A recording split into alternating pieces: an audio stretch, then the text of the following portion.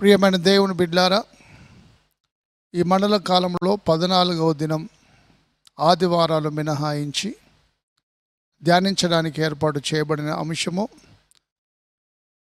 God is our refuge. దేవుడు మనకు ఆశ్రయం అనే అంశాన్ని ధ్యానిస్తున్నాం. ప్రార్థన చేసుకుందాం.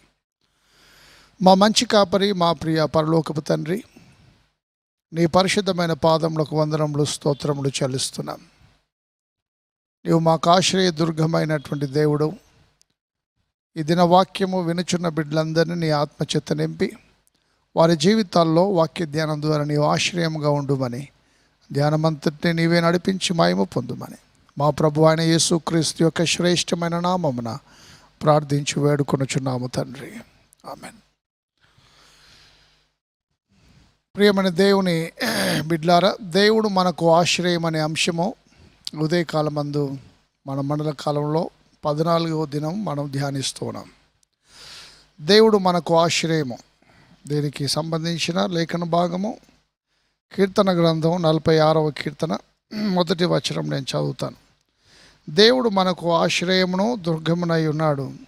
ఆపత్కాలంలో ఆయన నమ్ముకునదగినటువంటి సహాయకుడు.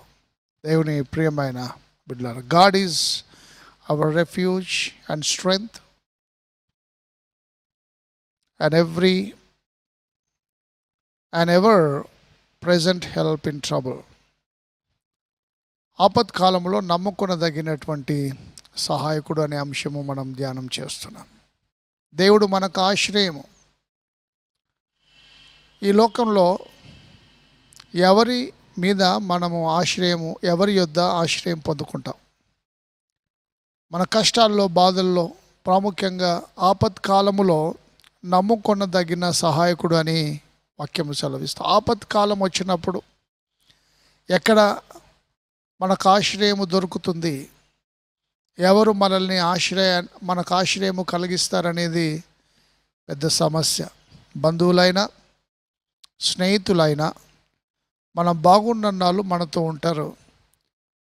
మనం ఆపత్తులలో చిక్కుకున్నప్పుడు ఎవరు మన పక్షంలో నిలబడతారనేది ఈ రోజుల్లో పెద్ద ప్రశ్నగా మిగిలిపోయింది. అయితే ఇటువంటి సందర్భంలో పరిస్థితులు ఎంత బలహీనమైన, పరిస్థితులు ఎంత కఠినమైన, పరిస్థితులు ఎంత ప్రమాదకరమైనవైనా ఆపత్కాలంలో యెహోవా నమ్ముకొనదగిన సహాయకుడనే వాక్యం మనం విని ఉన్నాం. దావీదు జీవితంలో దాదాపు 3000 మంది ఆయన్ని తరుముతూ ఉండగా ప్రాణము అరచేతుల్లో పట్టుకొని పరిగెత్తేటువంటి క్రమంలో, ప్రాణము దక్కించుకునేటువంటి క్రమంలో, రాజ్యము పరిపాలించే రాజే కత్తి పట్టుకొని పగపుని చంపాలని యోచన చేస్తూ ఉన్నటువంటి సమయంలో ఆయన ఎక్కడ ఆశ్రయము ఆయనకు దొరుకుతుంది, ఎక్కడ ఆశ్రయం పొందుకుంటాడనేది పెద్ద ప్రశ్న. దావీదు అట్టి పరిస్థితుల్లో ఆయన రాసినటువంటి కీర్తన ఏంటంటే, దేవుడు మనకు ఆశ్రయమును దుర్గమునై ఉన్నాడు. ఇంకో సందర్భంలో దావీదు రాస్తాడు ఏంటంటే, నా దాగు చోటు నీవే, నా దాగు చోటు నీవే. ఎక్కడ దాక్కుంటాం? ఎక్కడ మనకు ఆశ్రయం కలుగుతుంది? ఎక్కడ మనకు భద్రత ఉంటుంది? ఈ లోకంలో భద్రకరమైన సేఫెస్ట్ ప్లేస్ అనేది ఏదైనా ఉందా?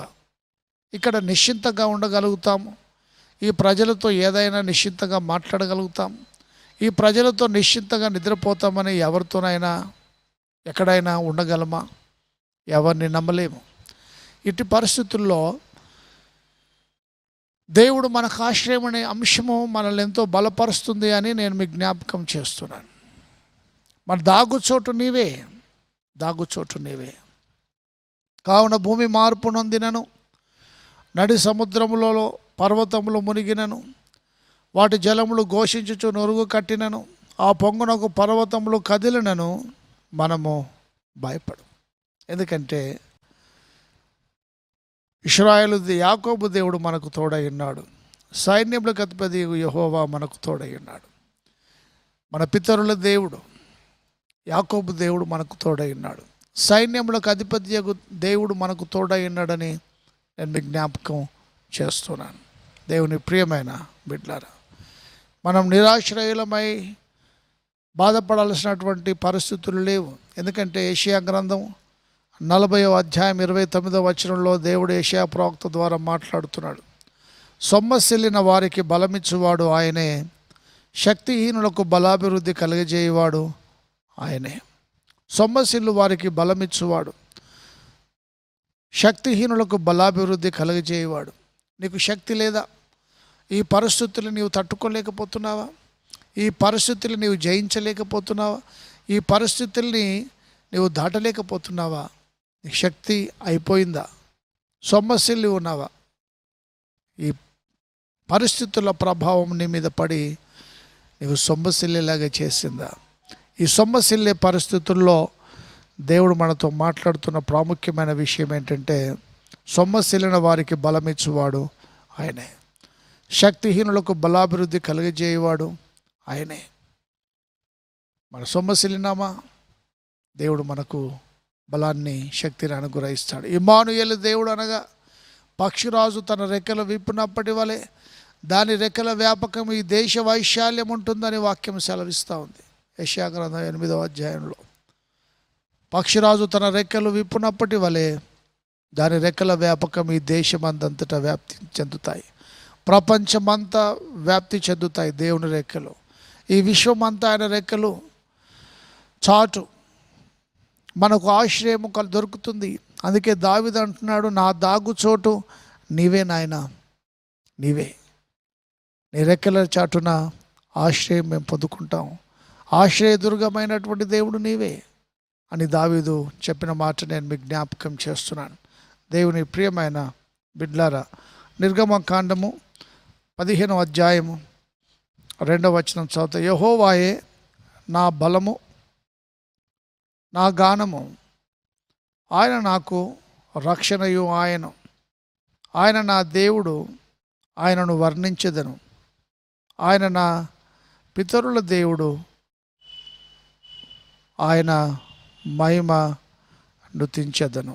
దేవుని ప్రియమైన బిడ్లారా, మన పితరుల దేవుడు, ఆయన మన బలము, మన గానము, మనకు రక్షణ. ఎట్టి పరిస్థితులు, కష్టతరమైన పరిస్థితులు, ఎక్కడ ఆదరణ లేకుండా, ఆశ్రయము లేకుండా ఉన్నామా, తప్పకుండా దేవుని రెక్కల చాటున మనకి ఆశ్రయము దొరుకుతుంది. ప్రాముఖ్యంగా ఆపదల్లో ఉన్నప్పుడు తప్పకుండా దేవుడు మనకు సహాయకుడిగా ఉండి నడిపిస్తాడు. దావీదును అనేకమైన ఆపత్కాలాలు ఆయన చుట్టూ వెంటాడిన దేవుడు దావీదును కాపాడినాడు. యోసేపు జీవితంలో బాల్యము నుండే తన సొంత అన్నల ద్వారా చంపబడాల్సినటువంటి సందర్భంలో దేవుడు కాపాడినాడు. ఆ తర్వాత వేరే దేశానికి అమ్మివేయబడ్డాడు. వేరే దేశంలో చేయనటువంటి పాపము, నింద ఒడిగట్టుకొని చెరసాలలో వేయబడ్డాడు. అనేకమైన ఒడిదుడుకులు, అనేకమైన చెప్పుకోవడానికి సులభమే, కానీ ఎంత భయంకరమైన వేదన. చెరసాలలో వేయబడ్డప్పుడు, అమ్మివేయబడ్డప్పుడు, తల్లిదండ్రులకు, సొంత ఇంటి వారికి దూరమైనప్పుడు యోసేపు ఎంత బాధపడ్డాడు. బైబిల్ గ్రంథంలో యెహోవా యోసేపునకు తోడై ఉండెను గనుక అతడు వర్ధిల్లుచు ఉండినని వ్రాయబడి ఉంది. యెహోవా యోసేపునకు తోడై ఉండెను గనుక అతడు వర్ధిల్లుచుండెను. దావీదుకు ఆశ్రయమైనటువంటి ఆశ్రయదుర్గమైన దేవుడు, యోసేపునకు తోడై ఉన్న దేవుడు. ఇమ్మానుయేలు పక్షిరాజు తన రెక్కల విప్పునప్పటి వల్ల తన రెక్కల వ్యాపకము ఈ దేశ వైశాల్యం అంతా ఉంటుంది. ఆయన రెక్కల చాటున మనకు ఆశ్రయము కలుగుతుంది. దేవుని ప్రియమైన బిడ్డలారా, భయపడకండి. నిరాశ్రయులుగా ఉన్నారా? బాధల్లో ఎవరు మనకు సహాయం చేయాలని వేదన పడుతున్నారా? ఎవరు మనల్ని చేర్చుకోవడం లేదని, ఆశ్రయం కల్పించలేదని తొందరపడుతున్నారా? అయితే ఆపత్కాలంలో నమ్ముకునదగిన ఆశ్రయ దుర్గమైన దేవుడు ఉన్నాడు. ఆ దేవుడు మనకు ఆశ్రయం అయి ఉండి మనల్ని నడిపించాల్సిందే ప్రార్థిస్తున్నాను. అటు కృపత్రేక దేవుడు దయచేయను గాక. ప్రార్థన చేద్దాం. మా మంచి కాపరి, మా ప్రియ పరలోకపు తండ్రి, నీ పరిశుద్ధమైన పాదములకు వందనములు, స్తోత్రములు చెల్లిస్తున్నాను.